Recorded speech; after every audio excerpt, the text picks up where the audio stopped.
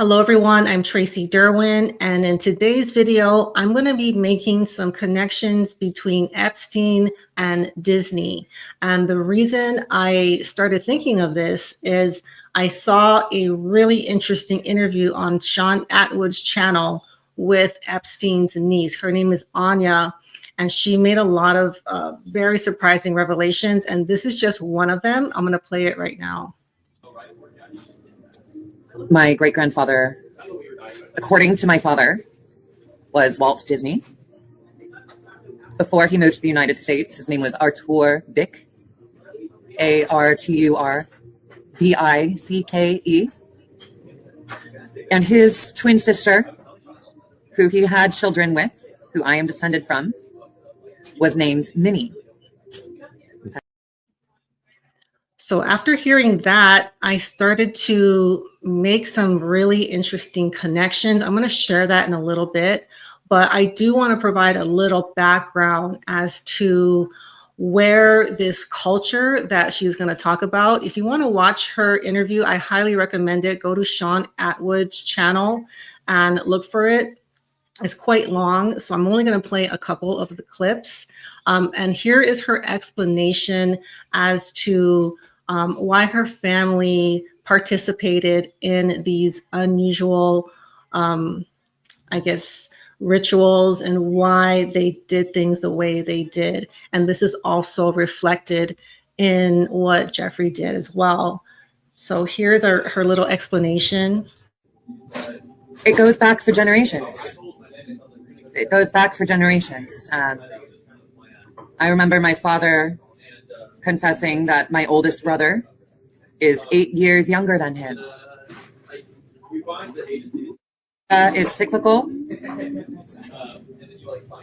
With men, especially, when they stifle it, they repeat the patterns, which I don't see as an excuse, because I'm not a... But, of course, this happens with men. And power and pressure to conform is excellent as a tool for silencing people.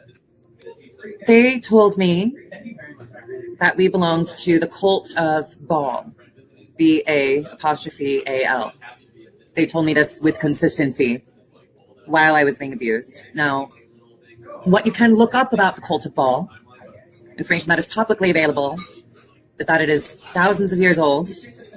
It is a Phoenician satanic fertility cult. And publicly, it's supposed to have been eradicated. But to my knowledge and my experience, it is not. This is what people perceive the Illuminati to be. It is a group of elites that practices forced and uses these crimes to control people. They happen to have a huge reach over politics and entertainment.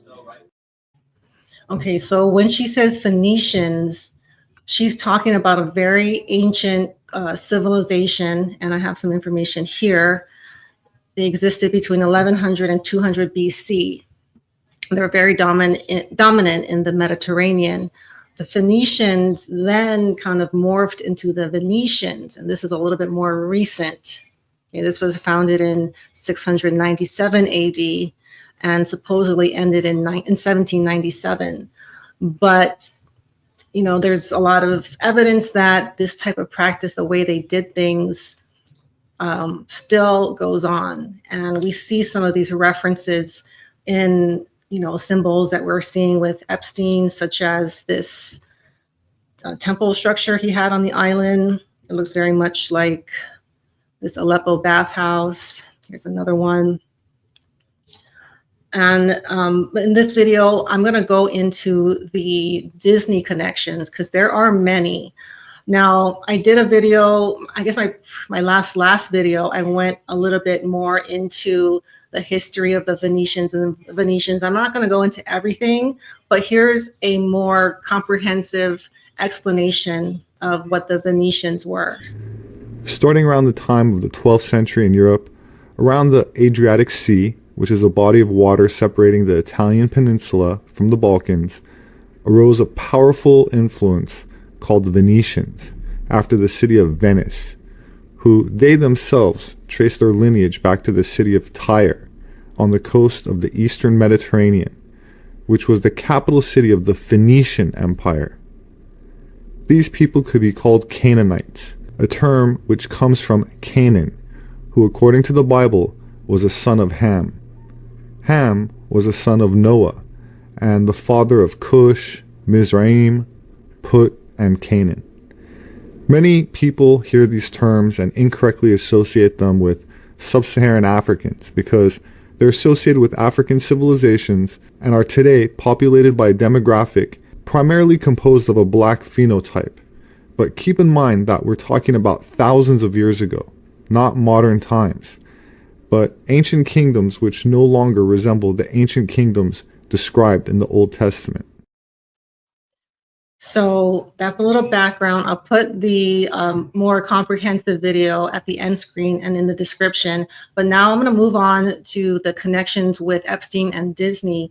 And one very revealing connection has to do with where the Disney cruises used to go. And it lists right here, and I've referenced this in other forums. This is from Instagram, but Shane did look into it and did verify that this is legit. And so it says here, Little St. James Island is where this cruise made a stop. You can see it right here. And then here's another document explaining, where they're going to be going and what you can expect to do at this island when you sign up for a cruise.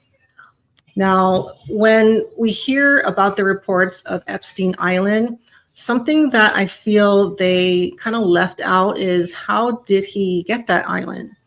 I guess you could assume that he purchased it, but I'm going to just give my theory that this was owned by Disney, by the corporation, by the family, and maybe it was repurposed for Jeffrey after they stopped using it for the cruises. Okay, so that's one connection I made there. Another thing is about the content that Disney has been making, especially in the earlier days when Walt Disney was still alive. And a few years ago, I was at Disneyland on the Pinocchio ride, and I was able to see the story much differently now, knowing what I know now. And I started to pick up on some very dark themes in the story of Pinocchio. And I'll play a clip a little bit. I'll just sum up some of the plot. Pinocchio was at some point enslaved by a man named Stromboli, and he was put into a cage and he was forced to perform for adults at night. And then at some point, he gets sold to another man to take him to, Pleasure Island, where the boys go. They, participate in debauchery and then start turning into donkeys. And I'll play this clip from Pinocchio right here. So yes, seeing that scene now really hits differently for me, knowing what I know, about like Epstein and the idea of, taking young children and in a way like spoiling their innocence, and then they become enslaved, like a donkey, like a workhorse. They're forced to do, I guess, work, or they're enslaved to a lifetime of work. And I think that is what they explain in the actual Pinocchio plot. But seeing what we know now and we've been uncovering over the past few years just really hits differently now. All right. And then another story that does kind of hit on these themes that we're seeing more recently involves the story of Alice in Wonderland. Now, Alice in Wonderland was not written by Disney. It was written by the author Lewis Carroll. Now, I'll put a picture up of the actual Alice. So Carroll was a mathematician that worked for Oxford. I think he was considered an unusual man, but he befriended a family and they had these three girls. One of them was named Alice, and he became very fond of her and even took them on a boat ride. And supposedly that's what inspired the story of Alice in Wonderland. He also took many pictures of young children, most of them with their clothes, some without. Here's one that he took of Alice Little, that's her name. And it also, this theme of the princesses or the female characters used in Alice, that theme used in Disney comes up with Epstein. Now, I heard this in an interview with Juliet Bryant. She's done many interviews. She did one on the Sean Atwood channel. And here she explains how they use the names of Disney princesses as code for people or other things. Both. Yeah. And Ruslana, who was like Rapunzel. And with that, we can bring in Disney princesses, but let's bring that in next. So what happened to Ruslana? She jumped off a balcony in New York, apparently. A beautiful girl who was taken to Epstein Island. And that story always struck me so hard. And then I only found out years later that she was taken to Epstein Island. The most beautiful, stunning girl. She had hair, like long hair and stunning. They called her Rapunzel. And you know about the J.P. Morgan, you know, how they had the code name Snow White, you know, Disney princesses. You know, and another creepy thing is that, well, you know, Virginia Gifford died on Alice Day. They've got a day called Alice Day, you know, which is to do with like Disney princesses and stuff, the 25th of April. And that's the day that Virginia Gifford was found dead. And Virginia Gifford always reminded Maria Farmer and I of Alice in Wonderland. Because, you know, Wonderland, the rabbit hole, is, yeah. So Virginia Giuffre was one of the first outspoken survivors, and she was more recently found dead. And I did look up Alice Day. It's April 25th. It's the day that Lewis Carroll supposedly met the real Alice Liddell. And it is, you know, documented that Alice Day is April 25th. And there's this word here that you'll see on the top line. I couldn't find proof that Lewis Carroll was this, but there is a lot of evidence that he had his relationship with Alice was inappropriate, considering he was an adult. I believe he was 24 and she was like 10 or 11 at most. And after he had passed, I think they tried to suppress the photos he had, but it is confirmed that he had photos of children without, you know, their clothes on. Okay. And I have a little clip of Ruslana. This came out more recently, and it does connect her to Epstein Island. And this one's not that long. Once admitted in a rare interview that she felt like she was losing herself, always performing, always perfect. The money, the lights, it all came at a cost. And for Ruslana, that cost was slowly catching up. Smile a little bit. Okay. Step in. Okay. Step back a little bit. And good. In the middle of her rising fame, Ruslana fell for Nico Cipriani, an older, wealthy Italian businessman known for dating models. To the outside world, it looked like a fairy tale. Private jets, lavish gifts, island vacations. She was living a dream, and he made her feel like the star of it. But behind the luxury, something felt fragile. When the relationship ended, Ruslana was devastated. Her social media became cryptic. She posted about being lost, about trying to find herself.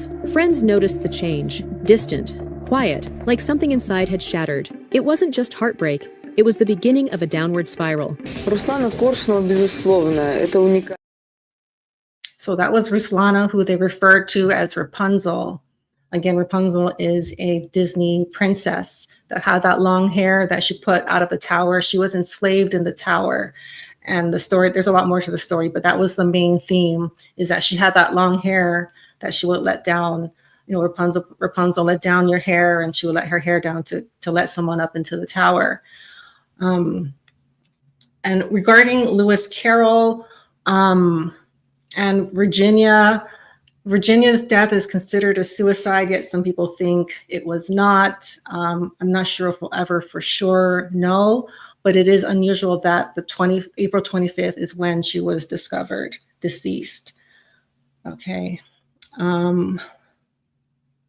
Okay, and then another thing, and this is not so much Disney related, but it has to do with Lex Wexner.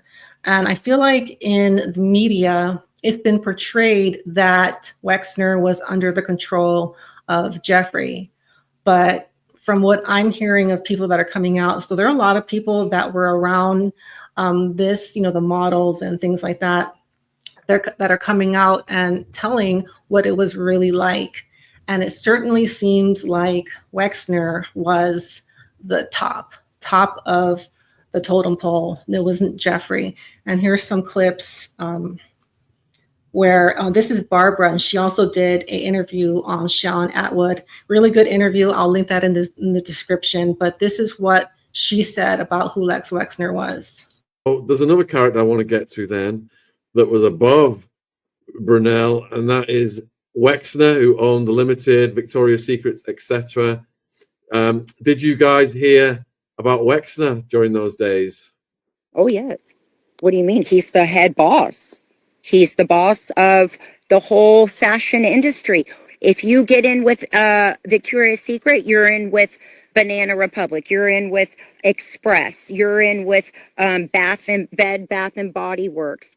Those are all big jobs. And once you're in, because I was in with Victoria's Secret, so I worked with Express and all these big names. If I become a problem, I start becoming a problem, they won't book me anymore. So a lot of these girls, they would say, oh, you could be a model like her and work for Victoria's Secret. You want to come on my island? That's what they do. So researchers like Ryan Dawson and Whitney Webb have alleged that Wexner was involved with intelligence, Israeli intelligence, the Mossad, the CIA, and the mafia as well. Would that kind of thing have been kept secret from you, or would you have heard rumors of things like that? Well, the rumor that I heard about Lex Wexner is that he's a big dog. You don't want to piss him off. You don't want to be on the bad side. You don't want to cause problems. We knew that somehow he and Epstein were friends, but we didn't know why or how. And so we knew that Jeffrey had some sort of connection to him, but we didn't know how. We just knew that you have to kiss their ass. You know what I'm saying? You don't want to cause problems. You don't want to create any type of divide. You don't want to kiss and tell. You know who these big dogs are. You know that they have a higher up in the industry. And the agencies know this too. They work with them. Jeffrey Epstein would call my agency to get set up on dates with the models. Yeah, Wexner was the person I was referring to earlier on when Maria Farmer told us she was at the property and things happened to her and she called the cops, and the cops were like, hey, we're already out there guarding the property. There's nothing we can do for you. And she was just trapped in the Wexner property. But it seems that he's at this level whereby he's so wealthy, he's in this untouchable class of people with Bill Clinton, etc., where nothing ever happens to these people. Right. So I agree with Sean in that Wexner is above Jeffrey. And when they say, Jeffrey wasn't acting alone, how could he have done all this by himself? He had to have been working for people. I think one of those people is Wexner. Now, Jeffrey owned the largest residential property in Manhattan, and that property was given to him by Wexner. Now, there's a lot of speculation. How did he get this extremely expensive house? And it seemed like Wexner just gave it to him. So people are like, oh, they had some kind of relationship. Jeffrey had blackmail on him. I don't think that's what it was. I think they were in cahoots with each other. They worked very closely. towards the same goal. And this property was set up for surveillance. It was already set up to get blackmail on, politicians, the top people in industry, the top people in entertainment. And here is what they're going to explain how the property was already set up. There's a bigger picture. Yeah, we interviewed Ari Ben Menashe, who was former Israeli military intelligence. And he said that, Israel was one of the prime movers behind the Epstein operation. It would involve the CIA as well. And that the Wexner property, you're asked about Jeffrey's relationship with Wexner, and people wonder where Jeffrey's wealth came from. Well, the property in New York was given to him by Wexner. It had the cameras pre-fitted. And we've spoke to survivors who, one survivor, one of the Epstein properties, ended up in the control room looking at all of the screens where all these videos were getting recorded. But what Ari Ben Menashe said was they were looking to have leverage over the titans of industry, politicians, royal family members. Prince Andrew was a big catch for them. And these honey trap operations, have been around for decades. And they continue to this day. And that's what Ari told us the motive was. So I think that's why Jeffrey owned this house and he had so much control over Wexner's wealth and property, is that, he was the operator of one of the operators of the blackmail operation, and having that huge mansion, that very expensive property, was a great way to entice the elites or the people, the billionaires, the people that, control the world, basically. So if you control those people, then you basically control the world, control what happens in politics and entertainment.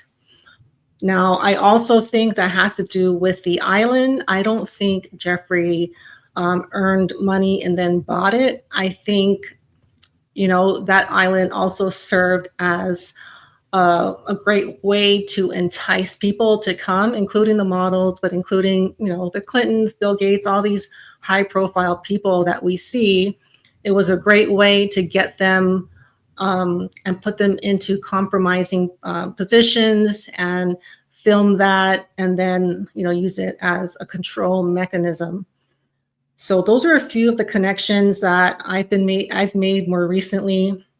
Now, there are other things. I also started reading Walt Disney's biography. There are many, and I don't necessarily trust everything that's been published.